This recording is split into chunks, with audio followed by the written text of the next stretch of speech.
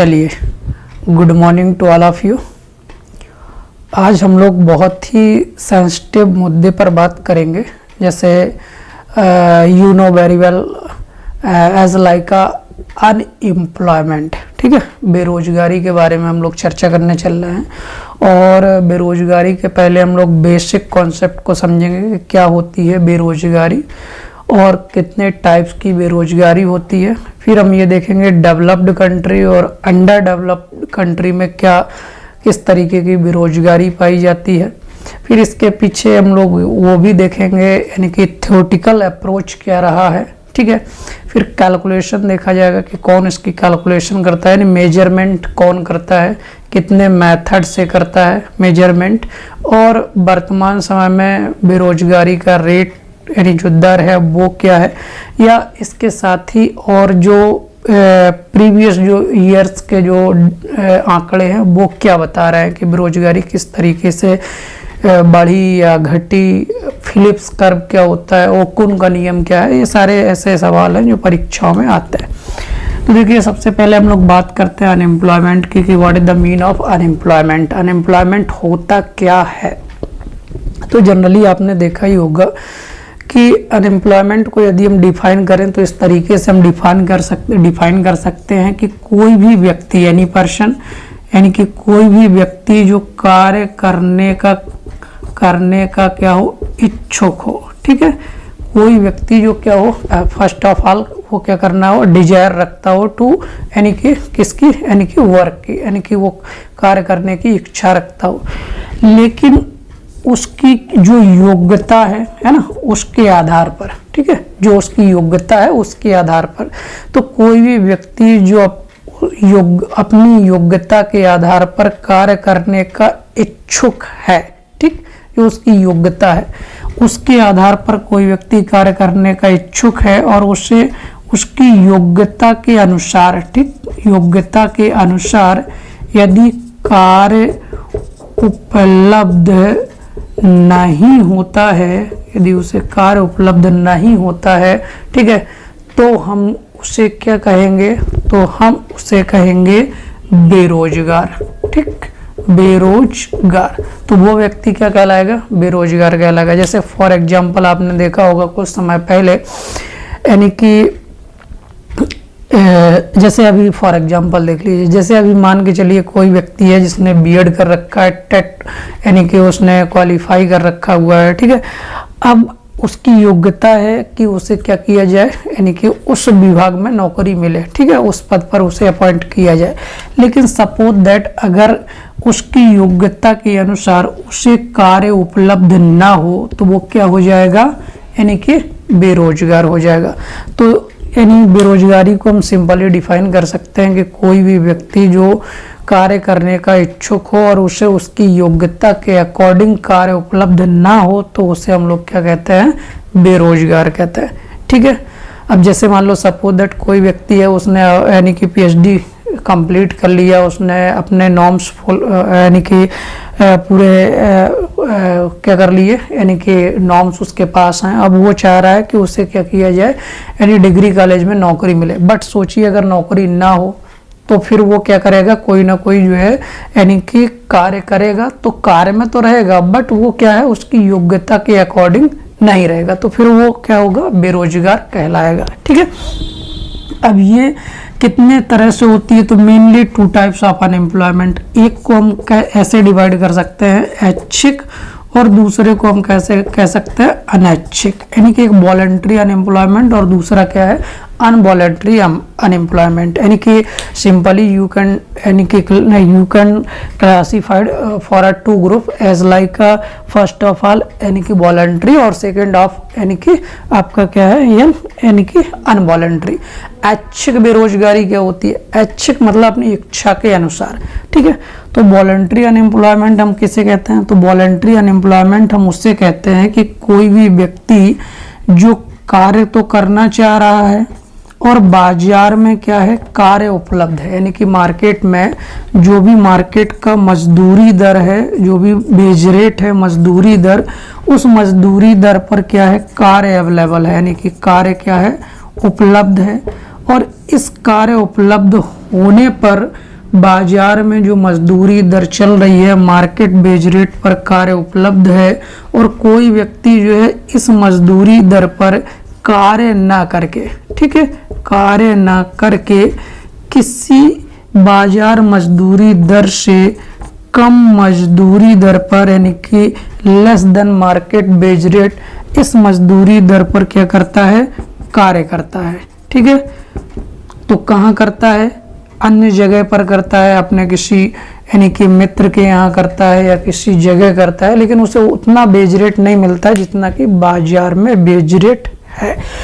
तो क्या होगा, इस बेज रेट से यहाँ पर बेज रेट क्या होगा, कम होगा, और कार्य कर रहा है तो जितना बेज रेट उसे कम मिलेगा तो उतने का वो क्या होगा, बेरोजगार कहलाएगा। तो ये किसके इच्छा के अकॉर्डिंग बेरोजगार है, अपने इच्छा के अकॉर्डिंग क्या है, अनएम्प्लॉयड है। तो इस वजह से इसे हम लोग क्या कहेंगे, ऐच्छिक बेरोजगारी। यानी कहने का मतलब है बाजार में मान के चलिए डेली 500 रुपए यानी कि क्या चल रहा है, मजदूरी दर चल रहा है, लेकिन व्यक्ति बाजार में मजदूरी भी है, काम भी है, लेकिन व्यक्ति क्या कर रहा है, बाजार में मजदूरी दर पर काम ना करके क्या कर रहा है, अन्य जगह पर कार्य कर रहा है, जो क्या है, बाजार मजदूरी दर से कम है। जैसे मान लो 300 रुपए मिल रहा है, ठीक है, तो अब ऐसी स्थिति में वो यहाँ कार्य कर रहा है, तो अब डिफरेंस कितने का आ रहा है, 200 रुपए का बाजार मजदूरी दर और यानी कि यहाँ पर अन्य जगह पर, तो वह व्यक्ति क्या है, 200 रुपए का क्या है, यानी कि अनएम्प्लॉयड है। इसका मतलब है इसे हम लोग क्या बोलते हैं,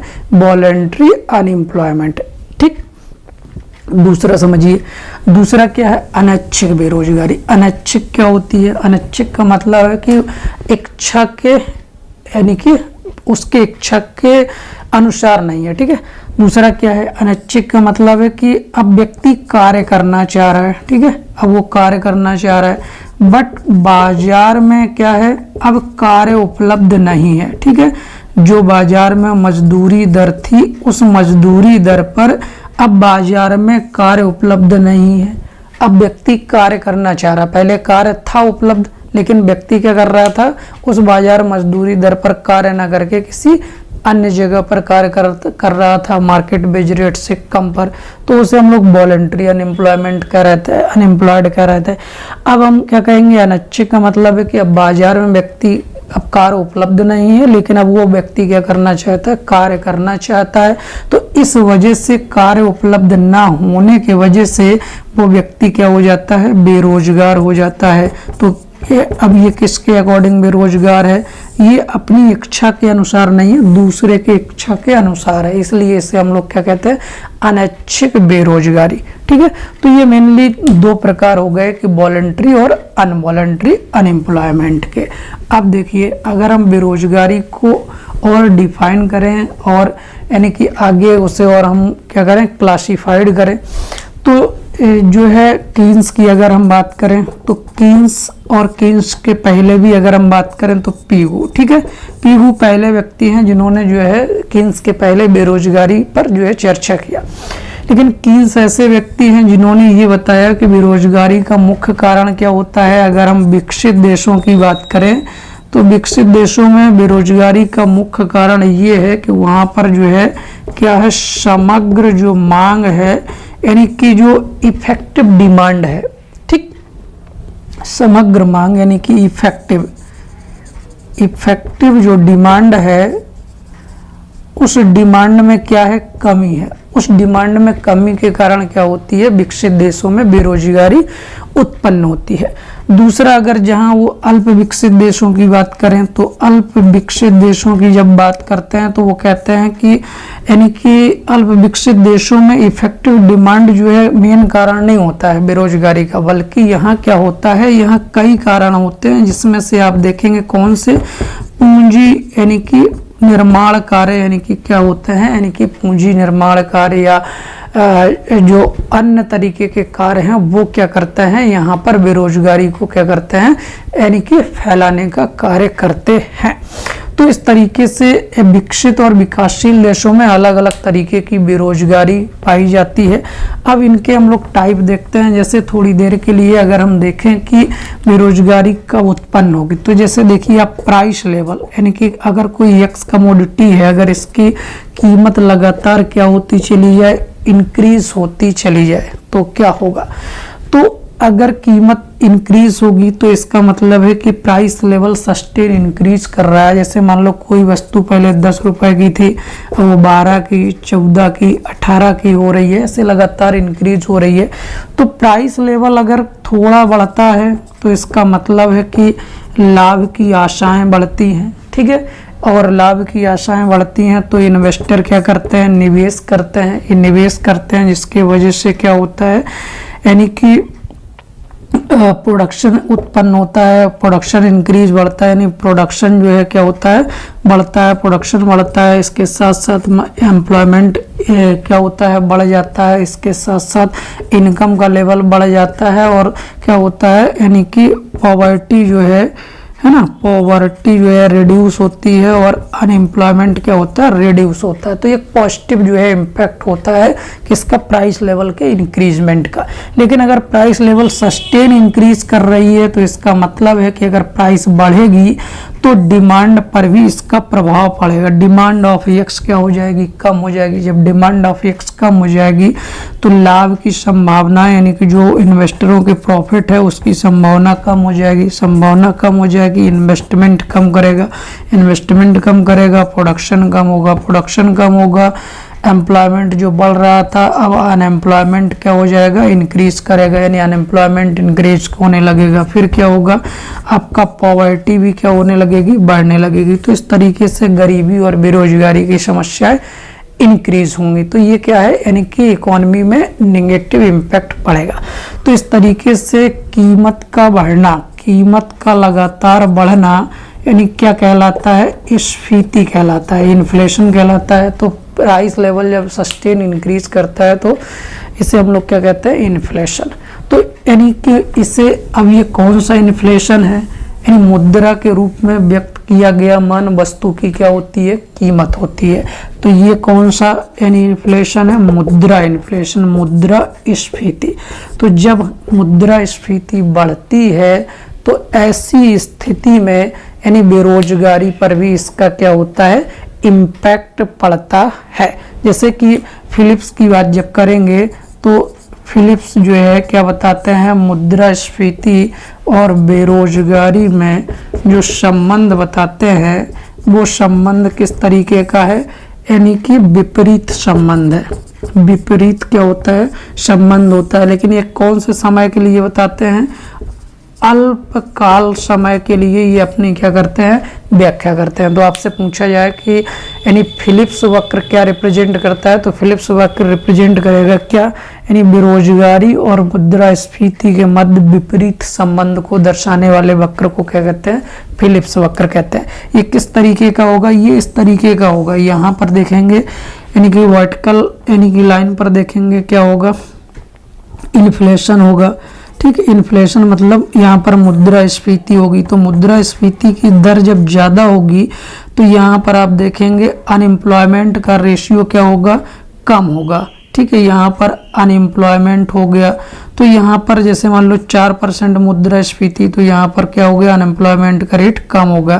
फिर जो है जैसे मान लो यानी कि 3 हो गया, 2 हो गया, 1 हो गया, जैसे जैसे ये रेट क्या होगा, जैसे मान लो कम होता जाएगा, ऐसे करके हम बात करेंगे तो ये कम होता चला जाएगा। तो ये मुद्रास्फीति जैसे जैसे कम होगी अनएम्प्लॉयमेंट क्या होगा, यानी बढ़ेगा। तो इस तरीके का एक वक्र तुमको जो है देखने को मिलेगा जो इस तरीके का होगा।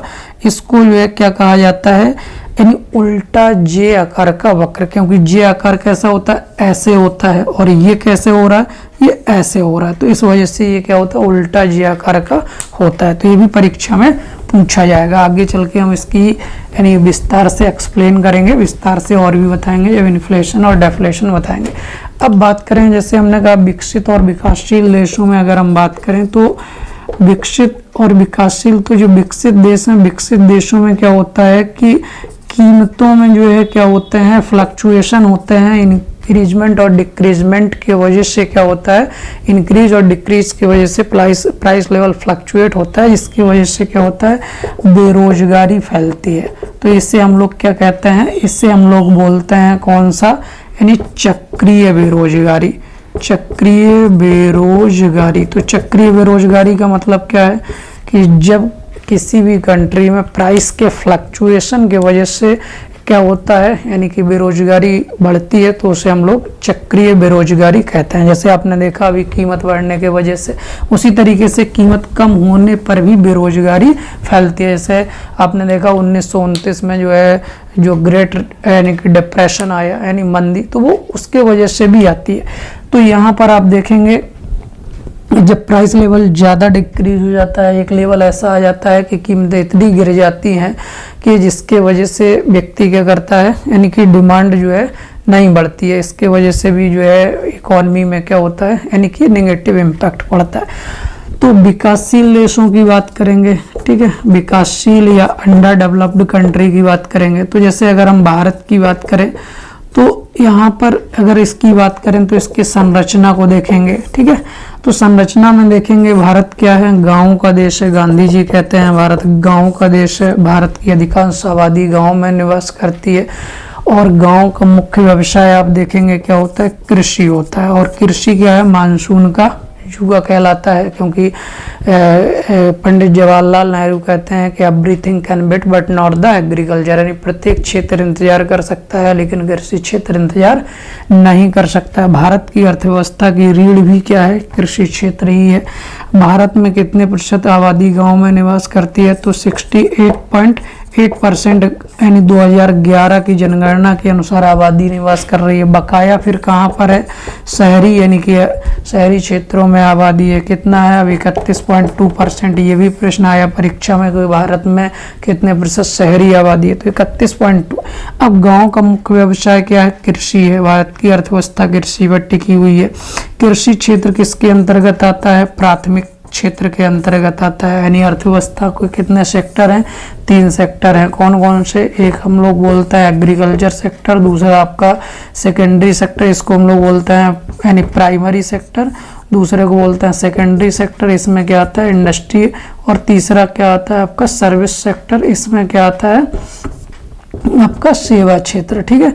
तो जो एग्रीकल्चर सेक्टर है इसे प्राथमिक क्षेत्र के साथ इसके अलाइड सेक्टर हैं, जैसे क्या है मत्स्य पालन है, इसके साथ साथ क्या है वन संपदा है, ठीक है, फॉरेस्ट्री एवं लॉगिंग है। इसके साथ साथ आपका क्या है, यानी ये प्राथमिक में क्या है आपका कृषि एवं पशुपालन है, ठीक है। तो ये आपके क्या है, यानी कि एग्रीकल्चर सेक्टर से जुड़े हुए अलाइड सेक्टर हैं, ठीक है। तो अधिकांश जो रोजगार देने वाला क्षेत्र है भारत में, अधिकांश जो जनसंख्या लगी हुई है वो प्राथमिक क्षेत्र में है, और यानी कि अपना जीडीपी में कितना कंट्रीब्यूशन दे रही है। तो 1951 में आज़ादी के समय भारत में कृषि क्षेत्र का योगदान कितना था, 54.4% था, ठीक है, 54.4% था, जो लगातार क्या हो गया डिक्रीज होते होते अब कितना बचा हुआ है, ये 17% का क्या हुआ है, ये अभी यानी बचा हुआ है कि अब 17% भारत के सकल घरेलू उत्पादन में कृषि क्षेत्र का कंट्रीब्यूशन चल रहा है। तो कृषि किस पर बेस्ड है, मानसून पर बेस्ड है। अब मानसून क्या होता है, अगर अच्छा होता है तो यानी कि फसल भी अच्छी होती है, लोगों को अच्छे दाम मिलता है।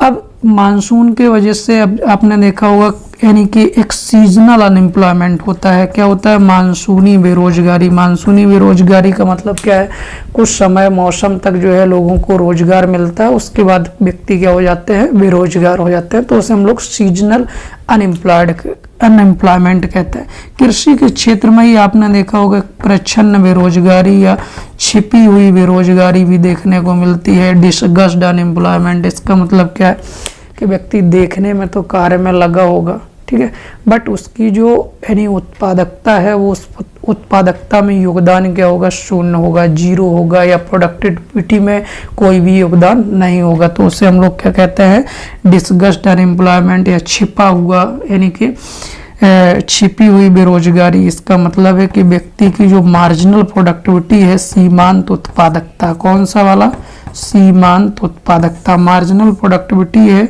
वो क्या होती है, शून्य होती है। यानी उस व्यक्ति को उस क्षेत्र से निकाल के किसी दूसरे क्षेत्र में लाया जाए तो वहाँ पर प्रोडक्शन हो जाता है। तो इसे हम लोग क्या बोलते हैं, यानी डिसगस्ड अनएम्प्लॉयमेंट। तो कृषि के क्षेत्र में कौन सी बेरोजगारी पाई जाएगी, छिपी हुई बेरोजगारी या प्रच्छन्न बेरोजगारी, छिपी हुई बेरोजगारी क्या होती है? तो डिस्गस्ड अनएम्प्लॉयमेंट किससे कहा जाता है? यानी जब व्यक्ति का उत्पादन में योगदान क्या हो? शून्य हो, या उसकी सीमांत उत्पादकता क्या हो? शून्य हो। तो इस तरीके से आपने देखा ये क्या है, यानी कि बेरोजगारी का प्रकार है, मानसूनी बेरोजगारी और प्रच्छन्न या छिपी हुई बेरोजगारी। अब शहरों में बात करते हैं तो शहरों में क्या है? दो चीजें हैं, एक तो क्या है इंडस्ट्री है और दूसरा हमारे पास क्या है? सेवा क्षेत्र है।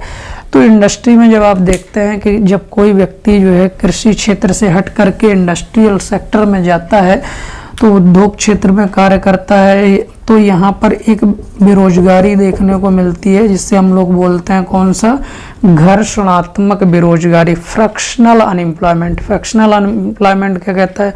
वो बता रहा है कि 1% शिफ्ट टू, यानी कि 1% shift to one industry to another industries, यानी कि एक व्यक्ति है जो क्या है एक उद्योग से शिफ्ट हो गया है दूसरे उद्योग में। तो जब एक व्यक्ति एक उद्योग को छोड़ करके बी उद्योग में जो है शिफ्ट होता है तो उसे जितने दिन का टाइम पीरियड लगता है उतने दिन क्या होता है? व्यक्ति जो है टाइम यहाँ पर गैप हो गया, तो उतने दिन व्यक्ति क्या होता है? बेरोजगार होता है। इसी को हम लोग क्या बोलते हैं? फ्रैक्शनल अनएम्प्लॉयमेंट बोलते हैं, यानी घर्षणात्मक बेरोजगारी। तो उद्योगों में ज़्यादातर ये देखने को मिलता है। जैसे आपने देखा कोई व्यक्ति यानी कपास के मिल में काम कर रहा है, उसे 8,000 रुपये महीने मिल रहा है, फिर वो जो है स्टील वाले इंडस्ट्री में चला गया, वहाँ 10,000 मिल रहा है, लेकिन पता चले 2 महीने का टाइम लग गया, तो वहाँ पर क्या हो गया? वो टाइम लग 2 महीने क्या हो गया? अनएम्प्लॉयड हो गया, लेकिन फ्रैक्शनल हो गया, यहाँ से वहाँ पहुँचा तो बेरोजगार रहा। सेवा क्षेत्र में आप देखते हैं कौन सा? शिक्षित बेरोजगारी, ठीक है। सबसे ज़्यादा भारत में अगर कोई बेरोजगारी है तो कौन सी बेरोजगारी है? यानी कि एजुकेशनल यानी कि अनएम्प्लॉयमेंट देखने को मिलेगा। तो भारत में शिक्षित बेरोजगारी, इसका मतलब क्या है कि व्यक्ति की जो योग्यता है उस योग्यता के अनुसार उसको क्या नहीं मिल रहा है? कार्य नहीं मिल रहा है। तो इस तरीके से घर्षणात्मक बेरोजगारी, शिक्षित बेरोजगारी यानी कि मानसूनी बेरोजगारी, प्रच्छन्न या छिपी हुई बेरोजगारी, और पूरे भारत में इस तरीके से जो बेरोजगारी है उसे हम लोग एक स्ट्रक्चरल अनएम्प्लॉयमेंट कहते हैं कि वो एक संरचनात्मक बेरोजगारी है। अब इसमें जो है खुली हुई बेरोजगारी या ओपन अनएम्प्लॉयमेंट क्या होता है, तो आगे हम लोग बात करते हैं कि ये क्या है। तो आपने देखा बेरोजगारी के प्रकारों के बारे में, ठीक है।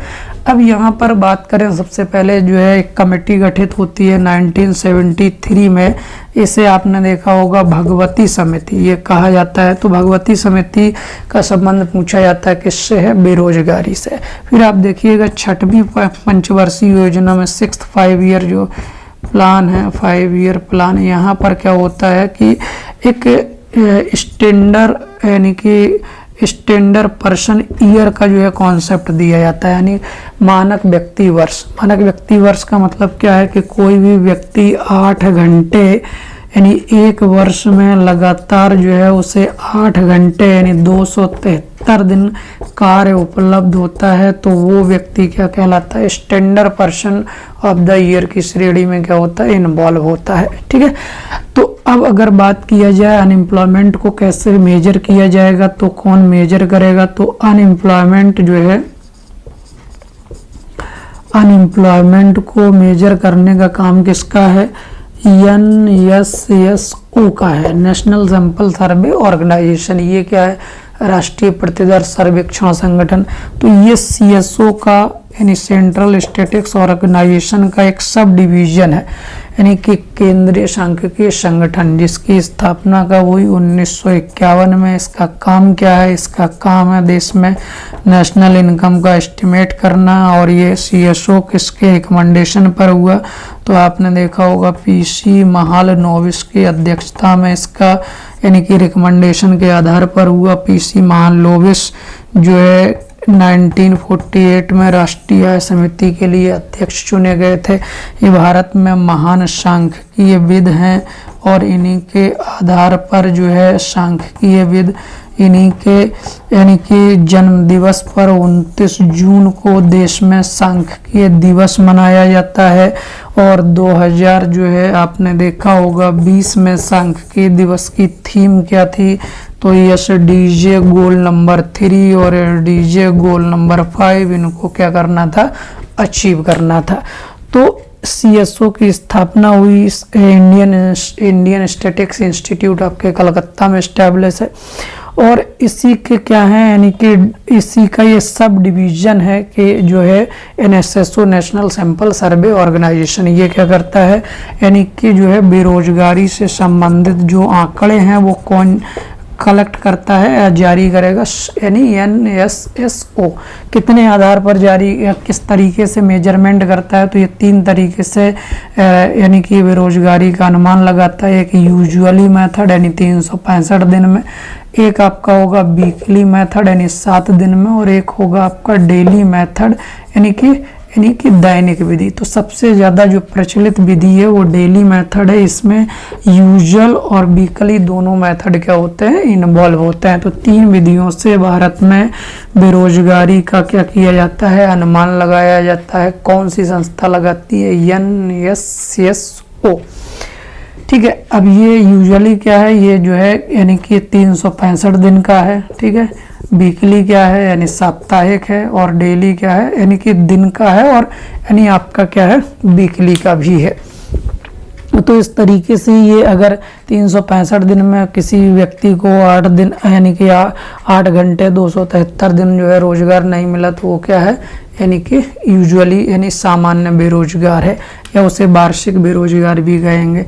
और वीकली मेथड में क्या है कि उसे जो है 1 भी घंटे पूरे सप्ताह में कार्य नहीं मिला, तो वो क्या है वीकली अनएम्प्लॉयमेंट है। और जो है डेली में क्या है, अगर उसे 1 दिन में भी जो है या 1 वीक में भी 1 भी घंटे कार्य नहीं मिला, तो वो क्या है यानी कि वीकली अनएम्प्लॉयमेंट है। तो इस तरीके से अनएम्प्लॉयमेंट की यानी कि मेजरमेंट किया जाता है और गणना किया जाता है। और राष्ट्रीय आय की गणना CSO करता है। और बेरोजगारी पर भगवती कमेटी बनाई गई। 6वीं पंचवर्षीय योजना में स्टैंडर्ड पर्सन ईयर की अवधारणा आई। बेरोजगारी क्या होती है, कितने प्रकार की होती है, ये हम लोगों ने देखा। और भारत में एक बेरोजगारी का स्ट्रक्चर के बारे में हम लोगों ने देखा। आगे हम लोग सेकंड पार्ट कंटिन्यू करेंगे और डेटा को लाएंगे और विभिन्न प्रकार की योजनाओं के बारे में चर्चा करेंगे, और भारत में क्यों बेरोजगारी है इनके बारे में भी चर्चा किया जाएगा। Okay, thank you.